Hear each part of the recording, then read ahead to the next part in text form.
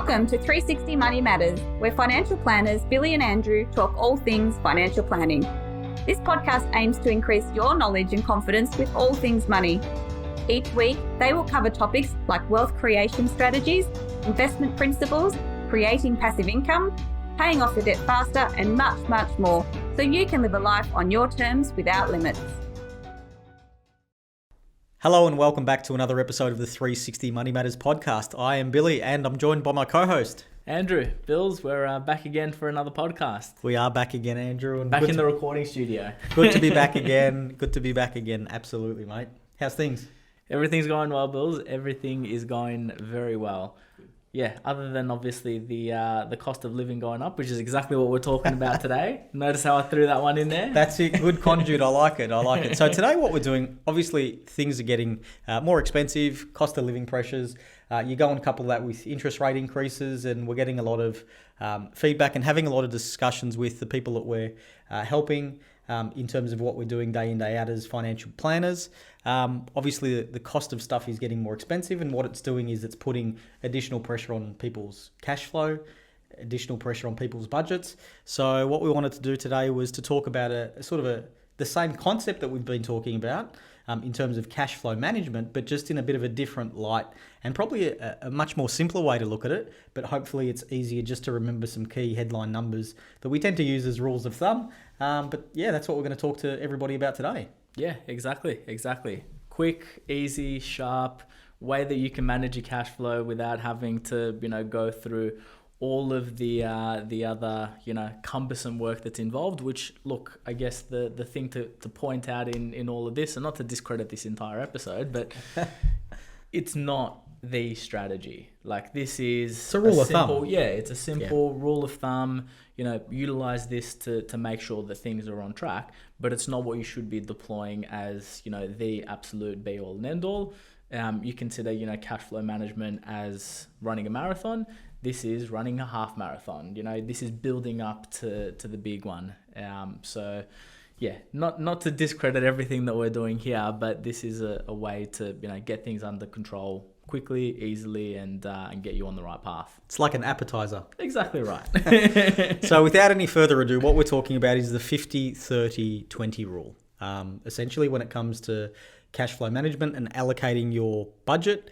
So essentially thinking about it in three, I wouldn't say different categories, but three different amounts, 50%, 30%, and 20%, and breaking those down really from a high level perspective and using those as rules of thumb. And if you can stick to those numbers, and we'll go through what each of the percentages are and what are the categories that sit sort of inside them.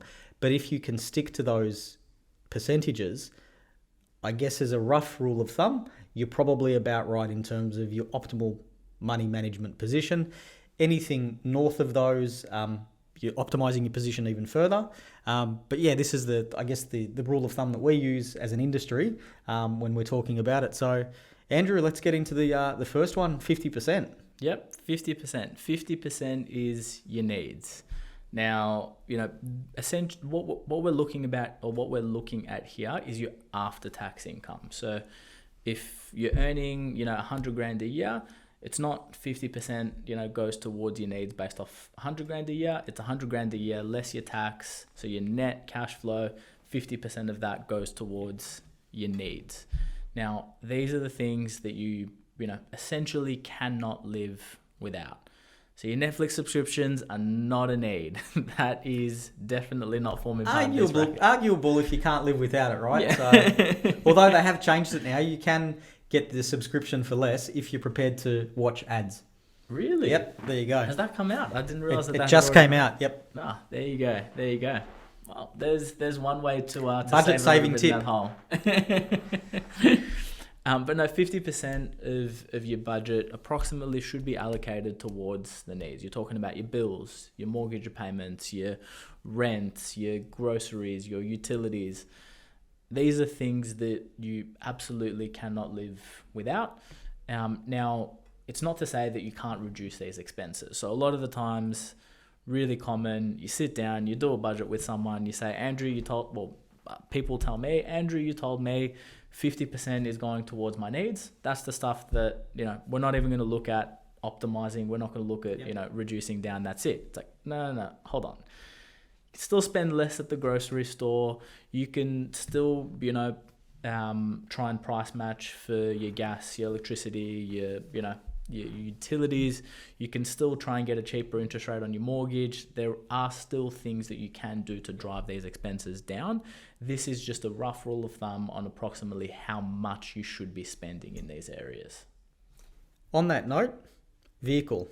Does that fall into the 50% needs as well? Fuel, repayments? Yeah. I mean, look, for a lot of people, you can't go to work, you can't do things without it. So it still forms part of your 50% needs. But if you're buying a luxury car and you're taking a car loan repayment on that, I'm sorry, but that does not form part of your 50% needs. Yep. So looking at this 50%, that's the number or the line in the sand that you should be aiming for. So if you're above that number, really turning around, and once again, it is relative to your income. Let's just get that right.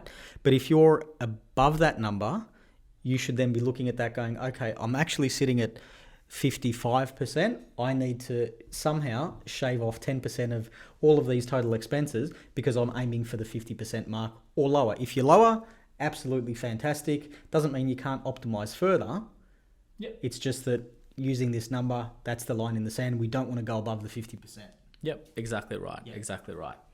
And bills, so 50, 30, 20 rule. So no guesses to what the next one is, 30%. Well, if the 50% is the needs, then the 30% has to be the wants. Yep. Pretty straightforward.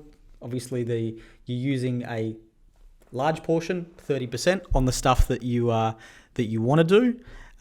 Going out to dinner, holidays, shopping, your Netflix, all of the stuff that sort of falls into that wants, because the truth is we still need to live. Yep.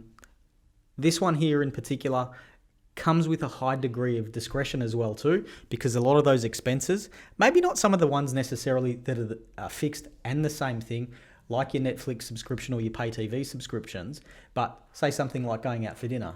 We could go out for dinner and go to the pub down the road and spend $100, or we could go fine dining somewhere in the city and spend $1,000. Yeah.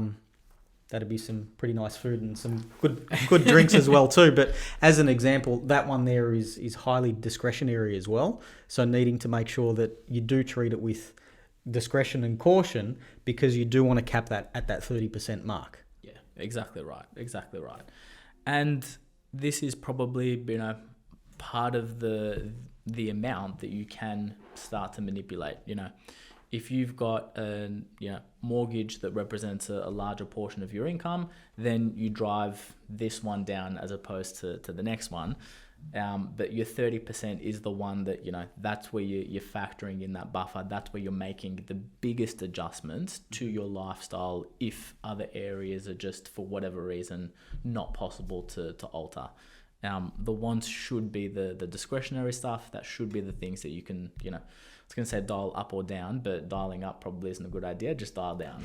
Well, I was going to say, if you're underneath the 30%, if you're at 20 or 25, don't use it as an example or an opportunity, I should say, to be able to increase that and say, hey, I heard it on the podcast, I can spend more money now because the guy said that we could. But yeah, look, if your lifestyle is such that you're not at that level, that's fantastic as well too, because it leaves more money for the other stuff, which we'll get to in a minute. But yeah, it's definitely one of those ones that you need to be mindful of, because that one there is the easiest one, I think, to control. But by its very nature, it's also the easiest one to blow out as well too. Yeah, exactly right. 20%. That's the final one, Bills. This is what we've got left. This is the financial advisor space, I like to say. This one here, savings and investing. Yeah. So this is different from a mortgage repayment, because we have caught that in the first bucket of the 50% of the needs. So just keeping in mind, this is not including of your mortgage repayments. This is savings, and this is investing outside of your mortgage repayments. Yeah, unless you're doing additional mortgage repayments. If you're making additional above and beyond the minimum, then that's where it would fall. Yeah, exactly right. Yeah. Exactly. So it could represent savings in the purest sense, to be able to increase, say, a reserve account. It could also be representative of, say, building up an offset account if you've got that as well too. If you are putting extra repayments into your mortgage, it's also represented there. Or it could be a portfolio of some other assets, working within your budget about 20% of your money. Obviously, the higher the number, the better, but 20% of your money should be going to that type of activity. Yeah. And if you're doing this, the one of the really great benefits of sticking to 20% in this scenario is if you're an employee, you're already getting 10.5% that's going into superannuation as a long-term investment. We're only talking here about after-tax income, so you're then also getting 20% that's going towards saving and investment. So in Australia, we've got a really good environment where you've got, a portion of your income as an employee that's going towards forced savings and investment, and then you've got another portion of your income that you're also putting towards, shorter term savings and investments that may form part of additional super contributions or not. But if you're deploying this strategy, in actuality, you are actually doing more than the 20% if you're an employee and are making super contributions as well. So putting the tax aside, you're actually at 30%-ish. 30.5%. Yep. So somehow you're getting 110.5%. Yep. Total, rather than exactly I get it. Right. So little sleight of hand there where you've got superannuation. Superannuation's not counted for the 50-30-20 rule. Yeah. Yep. Exactly. And look, as we said, sort of towards the start of this podcast, this should be a rule that you're using and stress testing your budget and your cash flow strategy against. I have seen some people separate it out and just say, 50% needs, direct debit it, bucket it into a bank account, and all of your needs get direct debited from that bucket. 20% savings and investment, same story, 30% wants, and you can utilize it in that way. Our cash flow management program, our cash flow bootcamp, whatever we want to call it, we don't think that it's the easiest way to manage when you're thinking about it like that. But you can utilize this in that way if you do wish, to be able to use that as a bucketing and a cash flow management strategy. So rather than just something that you stress test your budget against, it actually forms a tangible thing that you can deploy in your cash flow management plan as well. Yeah, it's interesting enough when you say it, because we obviously don't necessarily think about it when we're building our cash flow bootcamp as needs and wants and savings and investing. Yes, obviously that's part of it. And it's interesting when you overlay those percentages, there are obviously some similarities with it, but we look at it from a point of sale perspective versus a non-point of sale first and foremost, simply because in our minds and when we were developing this, the success of any cash flow management system, I think, is in how easy or how hard it is to deploy. So if you make something overly complex, it's not going to work. Yeah, exactly. Especially in today's day and age where it's so easy to buy stuff online. You punch in your details, bang, away you go. You don't know what you're spending. You tap and go. If you're doing all of that stuff, it's really easy to lose track of your spending. And if you make it too difficult, make it too complex, I think it's really easy to overspend. So yes, this is just your broad brush rules of thumb, but to underpin this, you still need a system in place about how you're actually going to manage that and how are you going to make sure that you're staying within those percentages. Yeah.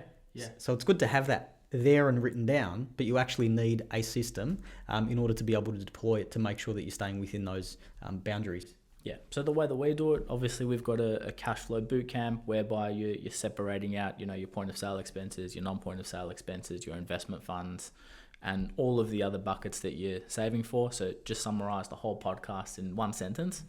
But usually what we do is develop the cash flow plan by stress testing against these numbers.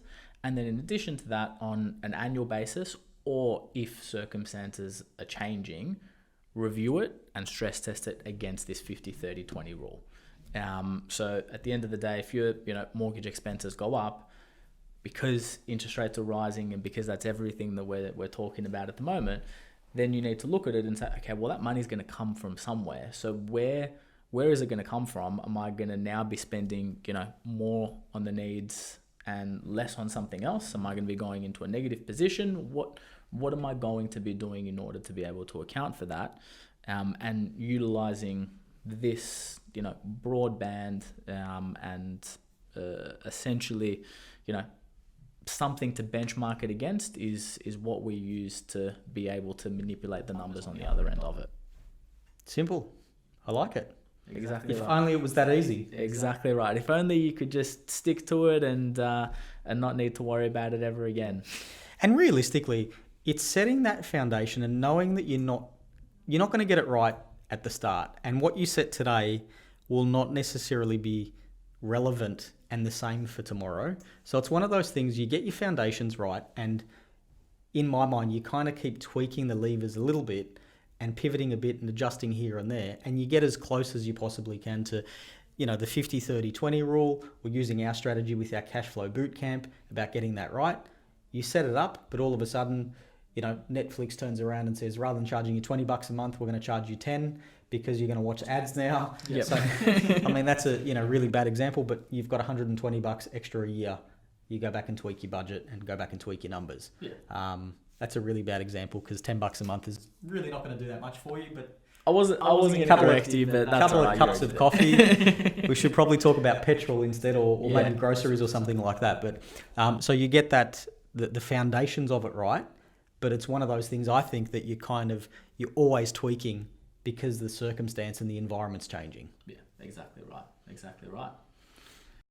Well, I think that rounded out very nicely, Bills. Yep. It was, again, well summarized. And thank you very much to our listeners for tuning into the podcast, listeners and viewers. And if you want any more information on either the 50-30-20 rule or our cash flow management bootcamp, feel free to reach out. Our details are in the show notes. And we look forward to catching you on the next podcast. Thanks. Thanks for listening today. If you have any questions on what we talked about or would like to have a chat about your money journey, visit us at 360fs.com.au.